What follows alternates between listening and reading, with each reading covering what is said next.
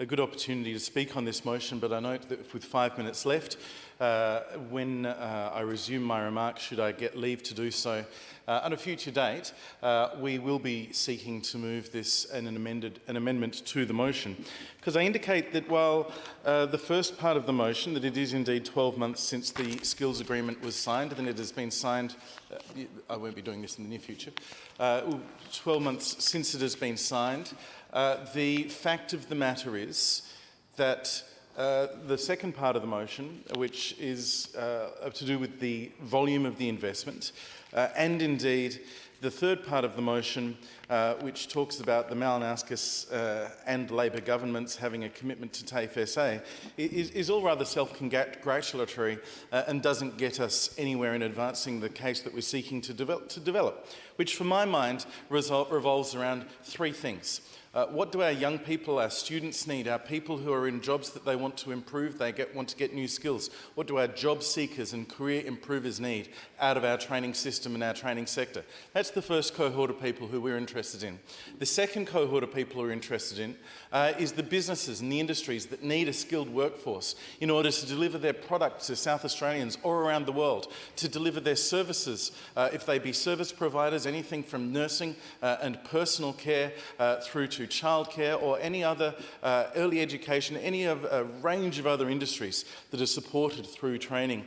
Those employers need a skilled workforce, and many of them, the majority and probably in many sectors, have a shortage.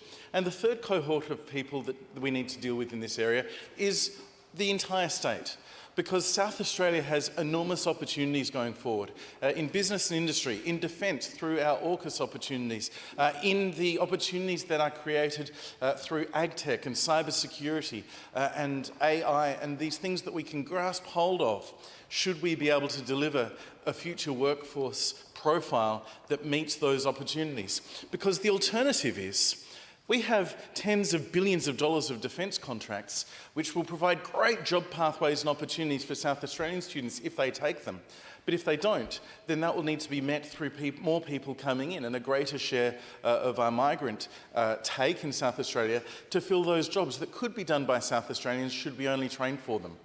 And so meeting those needs has not been addressed by the member for King in any of her speech. Her speech struck me as a paean to a brand, a government department. TAFE SA, many good people work at TAFE SA, many good people have been serving TAFE SA, and many good people have been trained by TAFE SA, but it is a service provider, a delivery of training, as are indeed hundreds of other providers in South Australia. It is the largest, it is publicly funded, the conditions for its staff are significantly beneficial to those staff compared to any other provider.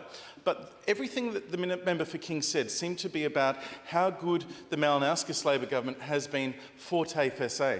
I would be far more interested in this motion if it focused on the three groups of people I talked about before. Our students and young people and job seekers, how do we best meet their needs? Because the government's process of shifting money out of the private sector and into TAFE SA, the government department delivery, has made that delivery more expensive for, in some areas, very questionable whether the quality is improved or deteriorated. Some areas it's arguable the other way. But are we getting more people through training? The member for King cites lots of statistics about how TAFE SA has more students, but across the training sector, the NCVER figures that came out just last week show a 13% decline in apprenticeship and traineeships being trained in South Australia, and indeed in training, in commencements, those numbers well down on last year and even more down on March 2022 when this government came to office. So while TAFE SA may be benefiting from the member for King's motion, the people of South Australia, those young people seeking apprenticeships, the businesses seeking a skilled workforce, and our state that has future workforce needs, I would argue are suffering under this Labor government, because the numbers going up in TAFE SA aren't being in addition to the overall pool. The NCVER figures, the benchmark by which everyone uses, suggests a 13% decline in the last year on apprentices and trainees in training. Indeed, a bigger drop since March 2022. Commencements down 29% compared to last year, from 13,000 to 9,200. And indeed, even more pronounced, a 48% drop since Labor came to office. And in our key AUKUS skills requirements, that drop has been from 785 commencements in 2022 to 395 in March 2023 and 240 this year.